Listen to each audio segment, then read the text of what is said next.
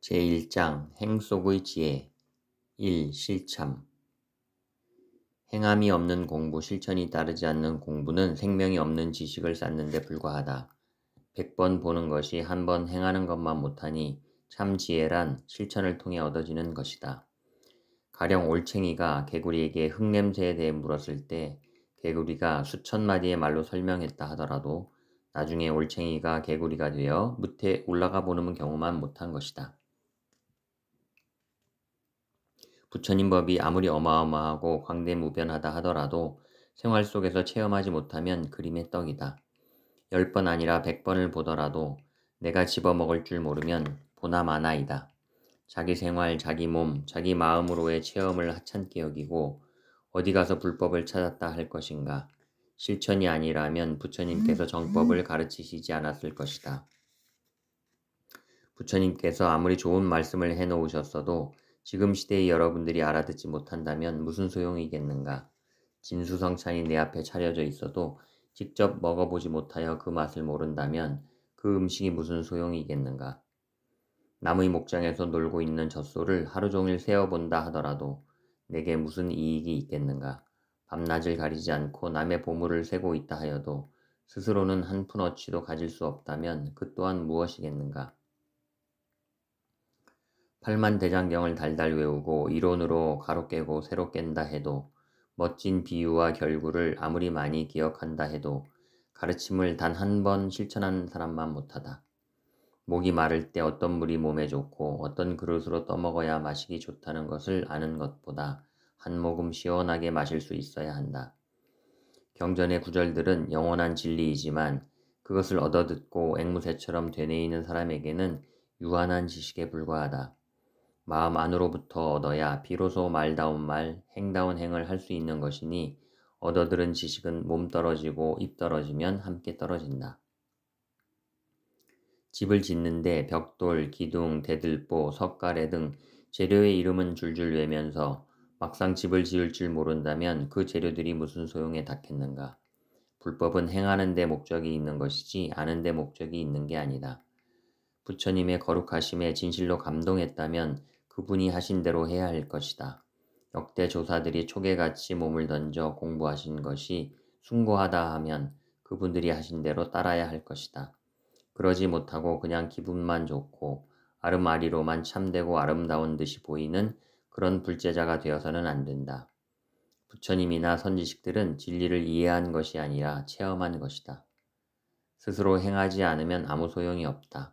부처님이 내 앞에 계신다 할지라도 내가 먹고 배부르지 않으면 그분의 배부른 도리를 알 수 없다. 부처님이라도 대신해 줄 수 없다. 그러므로 마음 내지 않는 중생은 제도할 수 없다. 제나무에서 열매 익어야 맛을 알게 된다.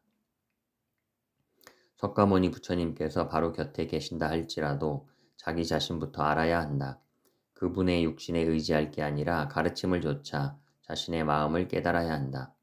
부처님은 길을 인도해 줄 뿐이니 스스로 배를 채워야 한다. 일거일동이 다 제 마음에서 나고드는데 어찌 부처님을 졸라 제 마음 깨닫게 해달라고 할 것인가. 역대 선지식들이 마음도리를 가르쳐 주려고 한 그 마음, 그 진심이 도이자 부처 자리이지 따로 무엇이 있어 도라고 이름하지 않는다. 그분들이 몸으로 뭔가를 보여주어서 가르치고자 했다면 그것은 사람을 현혹시키는 술수에 불과했을 것이다. 제 밥 제가 찾아 먹어야 제 배 부른 법인데 대신 먹어주는 게 되기 때문이다. 체험을 해보지 못하고 역대 조사나 선지식들의 말을 응용하여 이러저러 하더라고 한다면 설사 말이 당당하다 해도 허공으로 떨어진 것이니 빈 맷돌질과 같다. 남의 집 보물을 탐내지 말고 내 집안 보물부터 찾아 간수하고 닦고 빛내라. 남이 가르쳐주는 것을 듣고 그게 이렇더라 하는 것은 모래로 밥을 짓는 것과 같다. 스스로 느끼고 스스로 납득하고 스스로 발견해야 참으로 아는 것이다. 가려운 데를 긁을 때 내 손으로 긁는 게 가장 시원하다. 마음 도리에서는 직접 하는 것이 말하기보다 쉽다. 말에는 오해가 따르고 불충분한 점이 있지만 하는 것은 실질이기 때문에 하면 그뿐 번잡하지 않다. 그런데도 사람들은 말에 끌리고 시비를 논의할 뿐 법을 곧바로 체험하려 하지 않는다. 이론을 캐지 말고 아무 말 없이 직접 맛을 보라. 수박이 잘 익었느니 안 익었느니 말로 하기보다 직접 쪼개서 한 입 베어 무는 것이 그대로 참선이자 행선이다.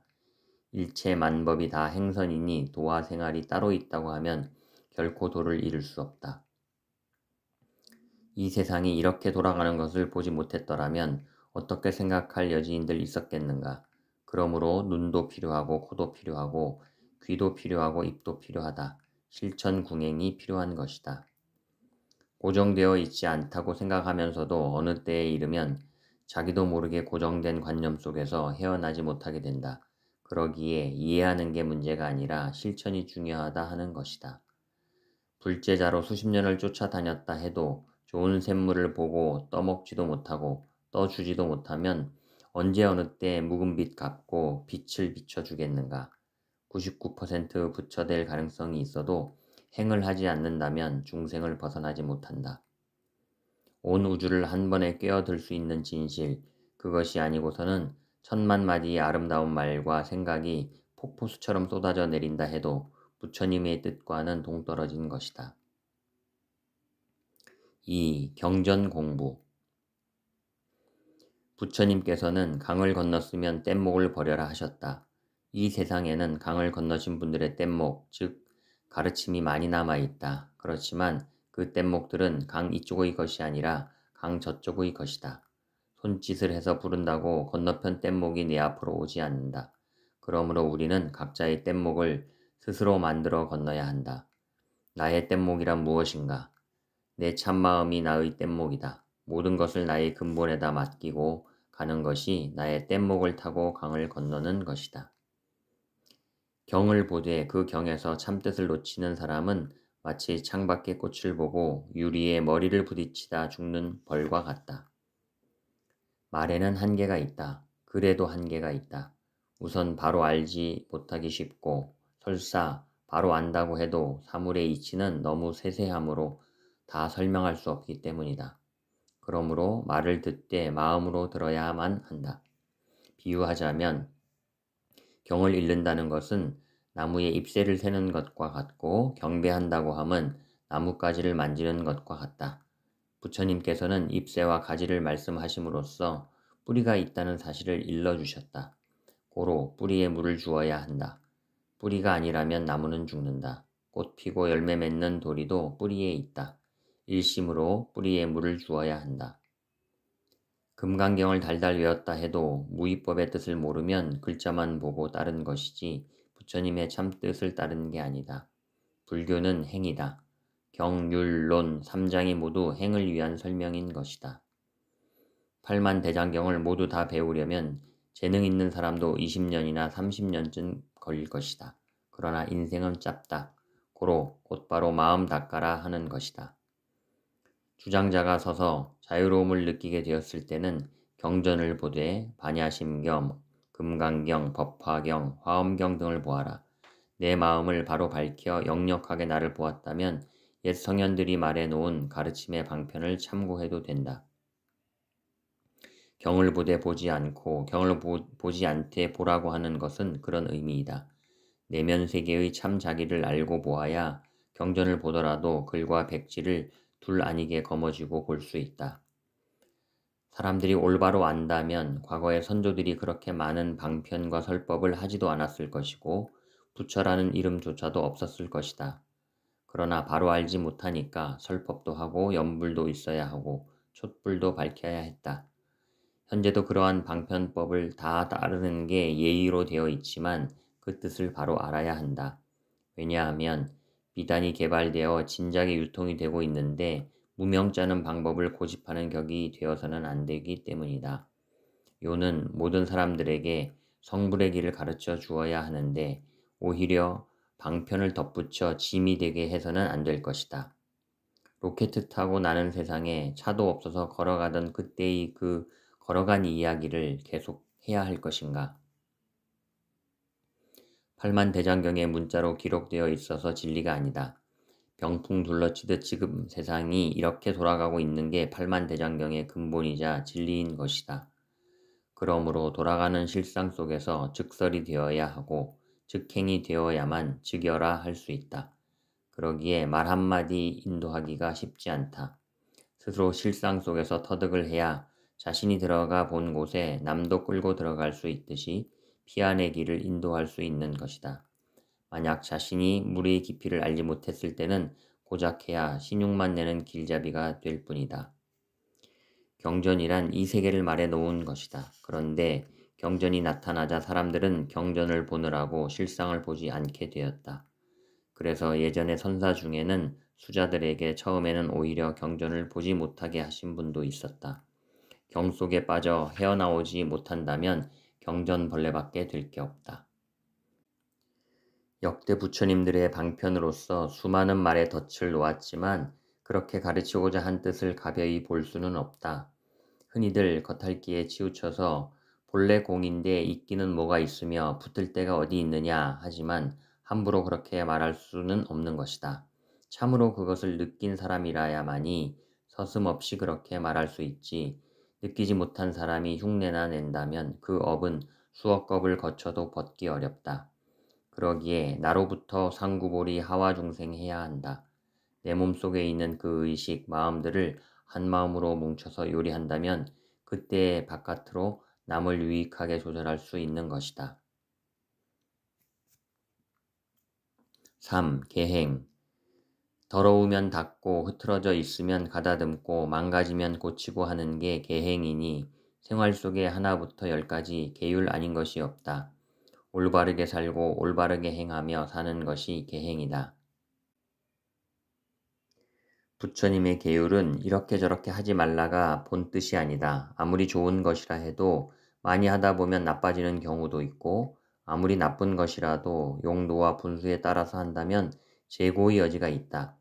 예컨대 오게만 해도 하지 말라로 일관되어 있지만 요즘에 와서는 긍정적으로 살생하지 말라를 평등한 자비심으로 생명을 사랑하라로 도둑질하지 말라를 보시를 행하여 복덕을 지어라로 사음하지 말라를 몸과 마음으로 청정행을 닦으라 거짓말을 하지 말라를 진실만 말하고 신뢰를 지켜라 술 마시지 말라를 언제나 밝고 바른 지혜를 가져라 이렇게 해놓으니까 계율이란 안함으로써 지키는 게 아니라 부처님 뜻을 받아 행해서 지키는 것이 된다. 근본 마음이 청정하고 바르면 따로 세울 게 없다. 계율을 세우려면 250개가 아니라 수천 개도 세울 수 있다. 세상 전체가 계율 아닌 게 어디 있는가? 문제는 겉으로 세워놓은 계율이 아니라 근본 마음이다. 가령 남을 조금이라도 해롭게 하는 행을 한다면 계율을 범한 것이고 그러한 생각을 한번 일으켰다면 그것 또한 계율에 어긋나는 것이다. 모든 계율이 한 군데서 나고 드는 걸 알면 계율이 몇 개든 전체 계율을 다 지키는 것이고 그것을 모른다면 전 계율에 다 어긋나는 것이다. 250개다 348개다 할 것이 없이 전체가 계율이니 한마음으로 지키고 행해야 한다. 계율은 주어지면 짐이다. 그러나 일체 경계를 다 근본 주처에 놓아가면 구태여 계율의 자로 재지 않아도 저절로 계율이 지켜진다. 그때의 계율은 자유의 날개이다. 계율에 자기를 맞추려 하지 말고 내 안에 이미 갖춰져 있는 계율이 우러나오도록 하라.